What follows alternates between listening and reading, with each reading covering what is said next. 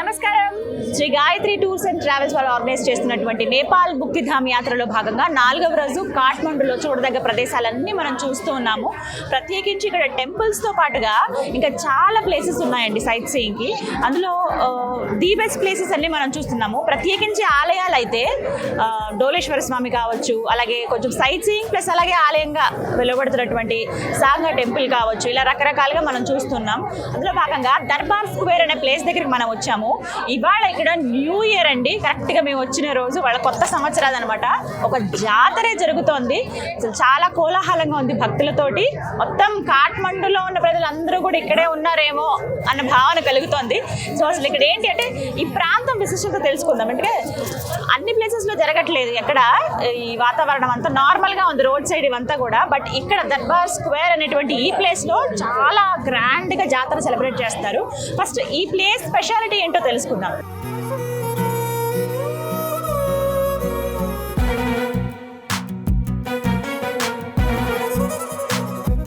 మనతో పాటు ఉన్నారు బ్రహ్మశ్రీ భరత్ శర్మ గారు. వారితో మాట్లాడి పూర్తి వివరాలు తెలుసుకుందాం.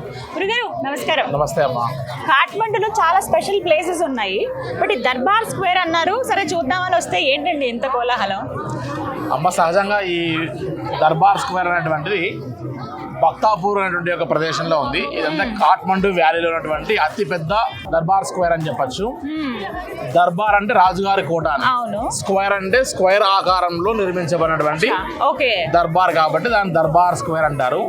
ఇక్కడ పఠాన్ స్క్వేర్ అని, పఠాన్ దర్బార్ అని ఇలా 2-3 యొక్క చాలా విశేషమైనటువంటి యొక్క దర్బార్ స్క్వేర్లు ఉన్నాయి రాజుగారికి సంబంధించినటువంటివి. అయితే వాటిల్లో చాలా విశేషమైనటువంటివి ఈ యొక్క భక్తాపూర్లో ఉన్నటువంటి దర్బార్ స్క్వేర్ యాక్చువల్గా.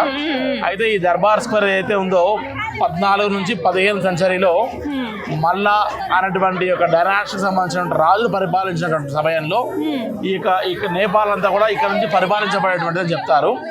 కాబట్టి ఈ దర్బార్ స్క్వేర్ అంతా కూడా రాజుగారి యొక్క కోట అని చెప్పచ్చు.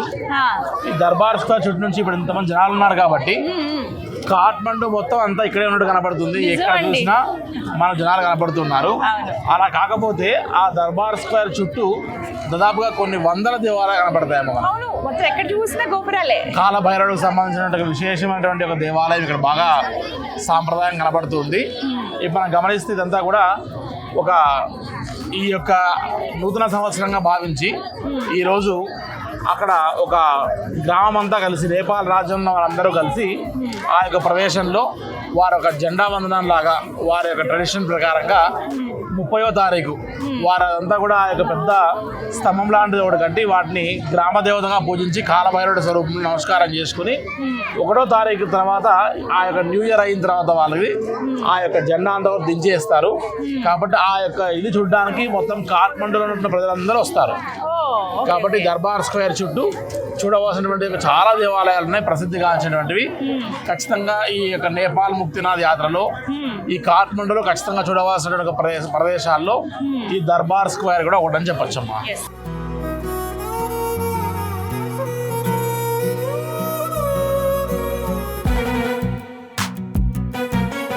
నార్మల్గా అయితే మనం ఒక్కొక్కటి వీక్షించే అవకాశం ఉంటుంది. బట్ ఇప్పుడు ఈ సందడిగా ఉంది కాబట్టి ఇలా కూడా బాగుందండి. మనకి ఎప్పుడు ఈ ఛాన్స్ దొరకదు కదా, పర్టికులర్గా నేపాల్ కొత్త సంవత్సరాది అంటూ మనం రాలేం.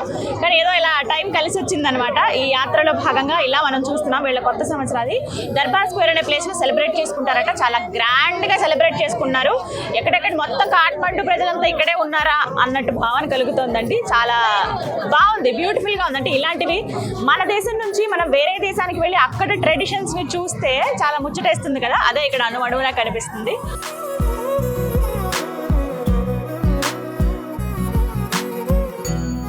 వాళ్ళ ట్రెడిషన్ అండ్ వాళ్ళ మనుషులు కానీ వాళ్ళ పద్ధతులు అన్నీ బాగున్నాయి. నేపాల్ టూర్ మీరు వచ్చినప్పుడు దర్బార్ స్క్వేర్ డెఫినెట్గా విజిట్ చేయండి. చాలా స్పెషల్ ప్లేస్ ఇది వాళ్ళ